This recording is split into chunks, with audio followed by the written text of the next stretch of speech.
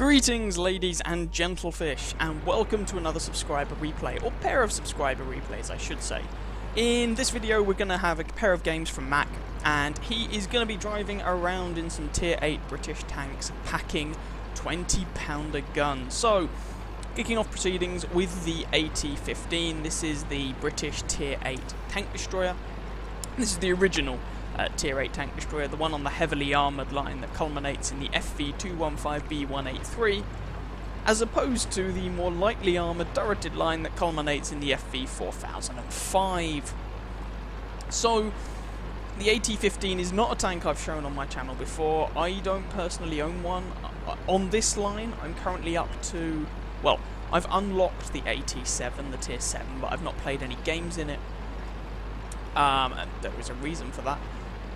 The reason is that I'm waiting until I've unlocked the 20-pounder, which basically the 20-pounder gun that the AT-7 gets is the top gun on the tank, will unlock automatically when I eventually unlock the Charioteer, because it's the stock gun on the Charioteer. I do have the AT-15A, that's the tier 7 premium machine. But that's not this. The armor profiles are comparable, but this thing is a tier higher. Doesn't get limited matchmaking, but does get a rather better gun. Anyway, this is a rather, let's say, optimistic AMX-12T. It's never going to penetrate the front of an AT-15, let's be honest.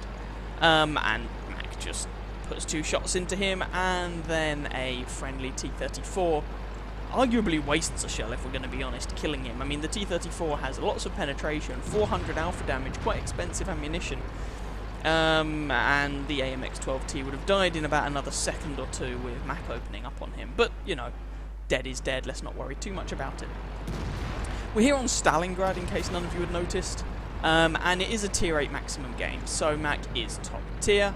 Sees a friendly T-34 engaging an enemy T-34 and decides that fair fights are for suckers, and doubles up on this guy. Now, unfortunately, the enemy T-34 has some friends of his own, but Mac's focusing the T-34 down. T-34 has a very nasty gun capable of putting damage into Mac, despite Mac's pretty respectable armor profile on this tank. And then, after the friendly T-34 dies, actually dies to the Ferdinand, Mac works over this T-29. Now, he has to be a little careful here, because if the enemy Ferdinand has a shot into Mac, and I should point out the Ferdinand is down in H4, then that would bode rather poorly. But T-29 is dead. Although you can see there, one of the weaknesses of this entire, of all the tanks that look like this, they have this machine gun port thing up here, on top of the tank, which has a loader inside. It's a big obvious weak spot, and everybody shoots it, and as a result you get your loader taken out a lot. I mean, Mac had his loader taken out, so he used the repair kit to put the loader back in, and then he had the loader taken out again. So, yeah, go figure. There's the Ferdinand. The AT-15 might have respectable armour, but it won't stand up very long to the Ferdinand's gun.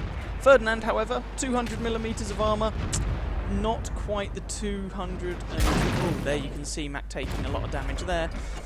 Which means it's not really up to standing up to Mac's gun either. Mac's gun has 226 average millimeters of penetration, which should be enough to go through this Ferdinand with, you know, I mean, this is at longer range, so Mac's penetration will fall off a bit with range, but it should be able to do some damage to this Ferdinand. And you can see he's damaging this guy with about every other shot. And this is not APCR ammunition or anything like that. This is just good old-fashioned armor piercing. Now, Mac's actually aiming for the sort of weaker shoulder sections of the tank, which is not a terrible idea, but the Ferdinand still only actually has 200mm of armor even on its superstructure. And in this situation, to be honest, 226 is not a reliable penetration on the Ferdinand, so I wouldn't think it a terrible idea for Mac to load up some APCR at this point, just to try and make the shots count. Especially as this is quite a close game. But no criticism on that score. In fact, there we go.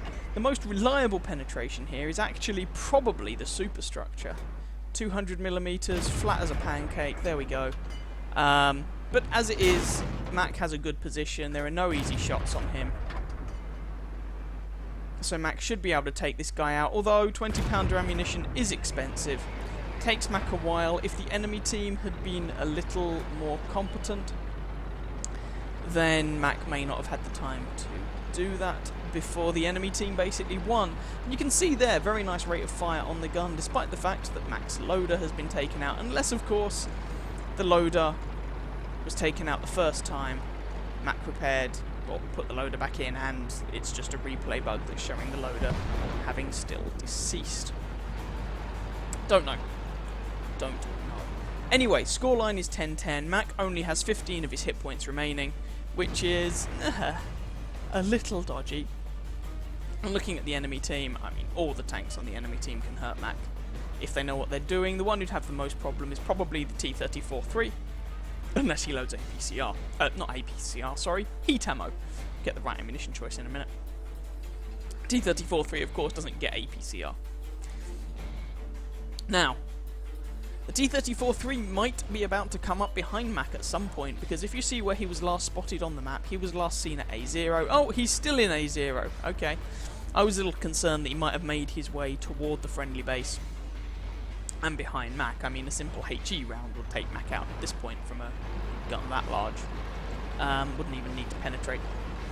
Just splash him. That would do the job. Anyway, Mac is deciding to move up on this Jagdpanther 2. There's a KV-85 around here as well. Between the two of them, hopefully they can work this guy down. However, Mac is certainly a one-shot for this guy. The KV-85... Oh, and he's been spotted. That's not optimal. KV-85, not quite sure how much health that fellow has. 514, he should be able to take one shot. AMX CDC has a go. AT-15, though, has quite a wide gun arc, and so Mac is able to just execute that fellow without too much difficulty. Here, however, is where the lack of mobility becomes a problem. Mac has to drive all the way around here if he wants to come up behind that Jagdpanther, and that's quite a long way because of the way Stalingrad is set out. And, well, the AT-15, in common with a lot of this Nuffield line of British tank destroyers, its speed maxes out at 20 kilometers an hour, which is not fast, let's put it that way. So Mac has finally made it around here, coming up behind the Jagdpanther 2. Although he was spotted, so if the Jagdpanther 2's got any sense, he'll have relocated. We're about to find out. Enemies just lost their Su-152. And there is the Jagdpanther 2. KV-85 is now a one-shot for this fellow, but the Jagdpanther 2 just fired and flubbed his shot. And Mac, of course, bounces. And the Jagdpanther 2 has a surprisingly decent reload. Mac tracks him. Just keep the guy perma-tracked here. There we go. And he's dead. And that just leaves the T-34-3. So, but I feel I should point out the only people left on the friendly team now are Mac in his AT-15 and that KV-85. Mac, of course, is very low health. Both of these guys are essentially one-shots for the T-34-3, so this is not a foregone conclusion. Not by a long stretch of the imagination. KV-85 is using the sensible gun, the 100mm. And now this is a kind of awkward situation. These two guys really want to stick together and give themselves as much cover as they can. If Mac goes off to cap... Because Mac is so slow, he really has to kind of make his mind up what he's going to do and then commit to a particular course of action.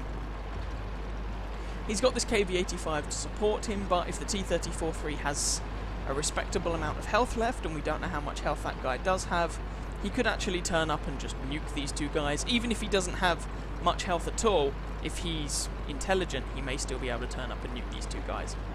If the T-34-3 now starts capping, then Mac is going to struggle to make it back in time. Now, the T-34-3 just made a bit of a mistake. He drove into the friendly cap circle and then out of it. And what did that mean in practice? Well, that meant that he let the friendly team know where he was. Now, in this case, it didn't actually make a huge difference, but there we go. These guys were already heading over to the enemy base. Two of them will be able to cap faster than the T-43 on his own. KV-85 goes on ahead to jump into the capture circle and start the base cap, and then Mac can join him subsequently, and then basically the T-34-3 can't win this game by capping. 2 tanks will outcap 1. He needed to be above 50 base capture points, and he wasn't. So these two guys, if all that happens is that everyone stays in their respective capture circles, Mac and the KV-85, who goes by the name of Medunica, should have this game sewn up. So I'm just going to speed this along a little bit. You can see their capture counter is catching up with the enemy, overtaking, and then they'll get a sufficient lead, and then suddenly the T-34-3 leaves his base. And while Mac is congratulating his KV-85 ally, the game ends. And there we go. I don't know what the T-34-3 thought he was going to accomplish by leaving the capture circle at the end there. I don't know what he thought he was going to accomplish by staying in it once Mac and the KV-85 had started capping, but there we go. Them's the breaks.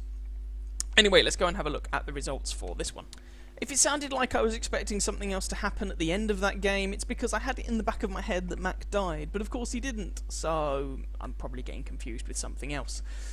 There we go, Ace Tanker, Bruiser, Fighter, Duelist, Fifer Effect, Shellproof, Cool-Headed, Steel Wall, and a High Caliber medal. A very nice slew of awards indeed. 4,002 damage done, 4 kills, 1,374 base experience. Commiserations to the enemy AMX CDC, called which is an interesting name. Over 3,000 damage, 2 kills, not quite enough for the win though. 30 shots fired, 27 hits, 19 penetrations for that damage count. 12 hits received, of which 4 penetrated and 8 did not, for 2,500 damage blocked by his armour. Got some capture points, a little bit of assistance, travelled almost 2 kilometres in quite a slow, ponderous machine. But here you can see the profitability.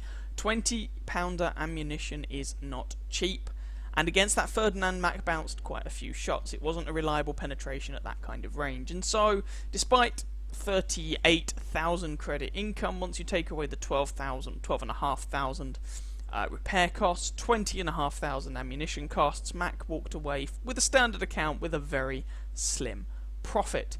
With a premium account that would have been a 24,000 credit profit, but that's not what Mac was running. Times 5 experience event on at the time, so that was quite a tasty amount of XP for Mac's AT-15. So that's the tank destroyer. Let's go and have a look at another tier 8 20-pounder armed vehicle courtesy of Macara. Here we go then. Next game is of course in the Caernarvon. There are only a couple of other tier 8 machines with a 20-pounder gun, but this is the Caernarvon. Now, this is before the Caernarvon got its buff. Basically, the Caernarvon was given a HD model, and in doing so, the armour got nerfed, in particular on the turret, and so some patches later, in order to make up for that, they gave it the option of taking the Action 10 turret from the Centurion Action 10, and kind of return to the sort of performance it used to have before the HD model. Anyway, so this is, I should say, this is before the Caernarvon got that buff. So this is the HD model of the Caernarvon, but the unbuffed Caernarvon. Now you can see here Mac has 2 rings on his gun barrel, so he clearly likes this tank, or clearly does well in it, I should say. Although I know for a fact that despite doing well in it, he didn't have his ace tanker in this machine at the time of playing this game.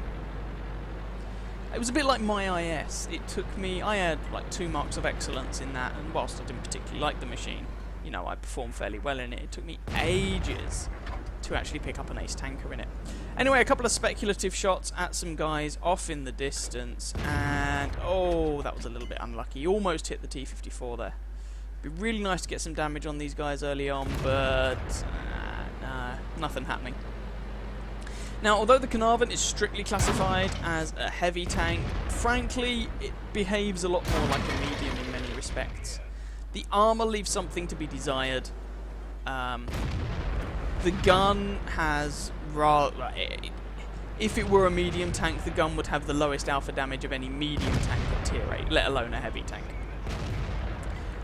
This is the 20-pounder B barrel, so it's a very similar gun to the gun you find on the Centurion, which is the Tier 8 British medium tank, but it's basically got slightly better aim time and rate of fire.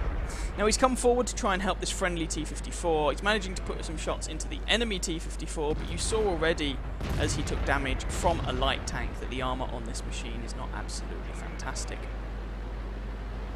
Now Mac is switching his attention to the LTTB.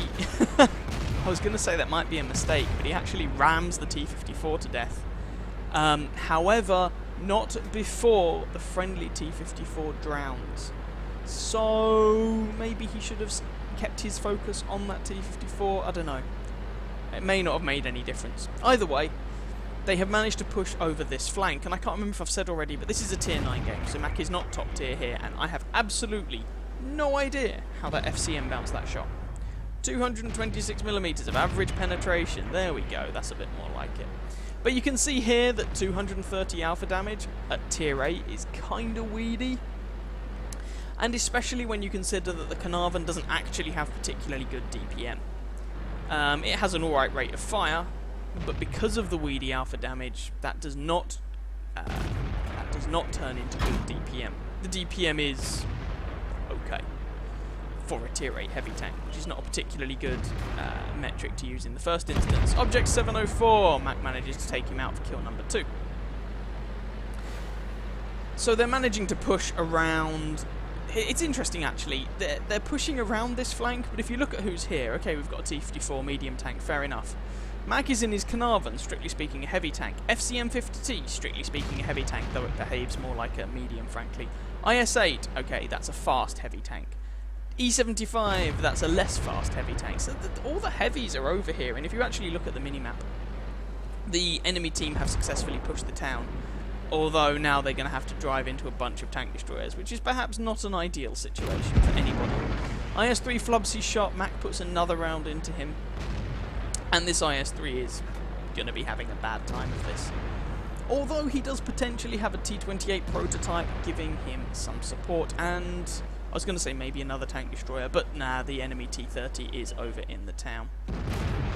There we go. IS-3 goes down. And the push out of the enemy team from the town toward the tank destroyers not going amazingly well. I mean, the AMX 1390 is giving people some problems, just executing TDs as he goes, but the enemy team did lose a couple of heavy tanks in the process. T-28 prototype, and again I don't really know quite how that shot bounced, but there we go. Mac gets spotted for his trouble, and he has to get into the low ground here so that he doesn't eat a 120mm shell from that chap. He has a very, very low chance of bouncing a T-28 prototype's gun. So T-54 up here, and as I mentioned, obviously that T-28 prototype is still up there. Shots into the side of this guy's turret, of course, because this is a patch 9.10 game. That prototype is, again, pre-buff. The prototype got a buff in patch 9.14, 9.13, something like that. They basically put a roof on the turret. Now, I'm not sure if they did anything else to it, but that alone means that it can take vents, which is a nice buff to the machine, I have to be honest.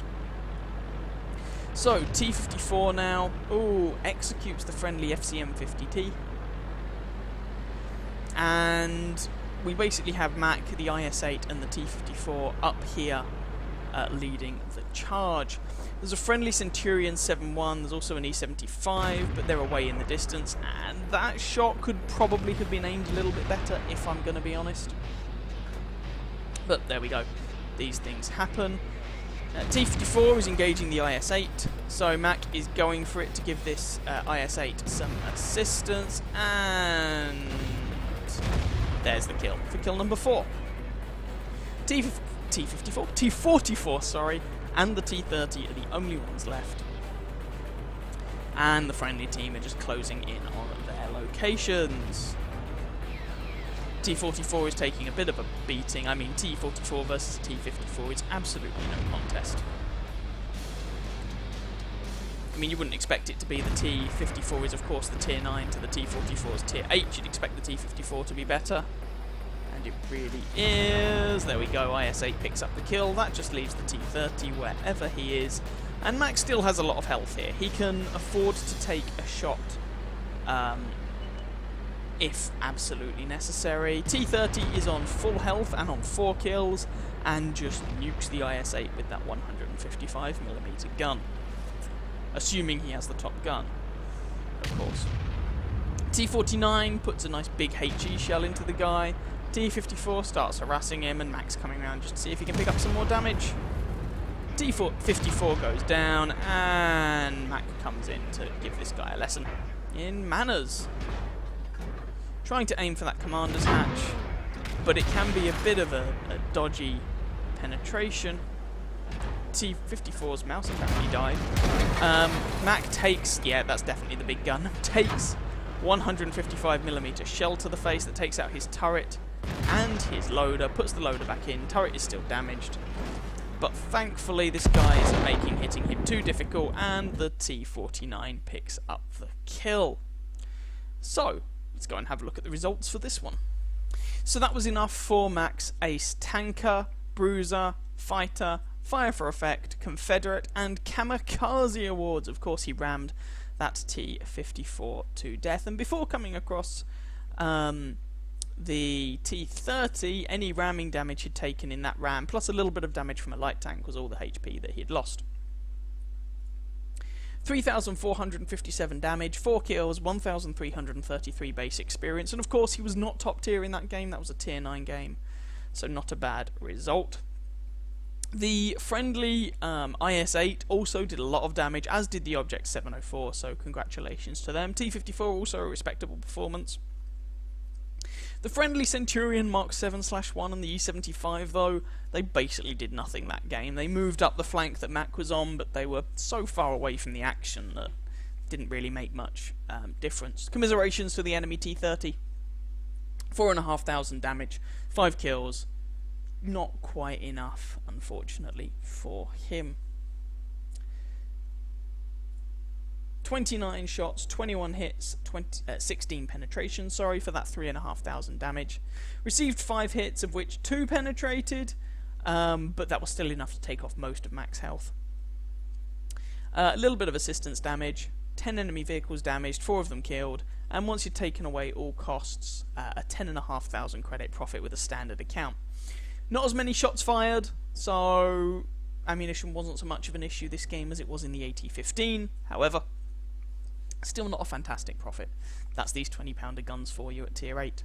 With a premium account, that would have been basically a 30,000 credit profit. Again, a ×5 experience event running at the time on the EU servers, so Mac walked away with quite a nice amount of experience from that one. So there we go, a couple of games in tier 8 British 20-pounder armed machines for you.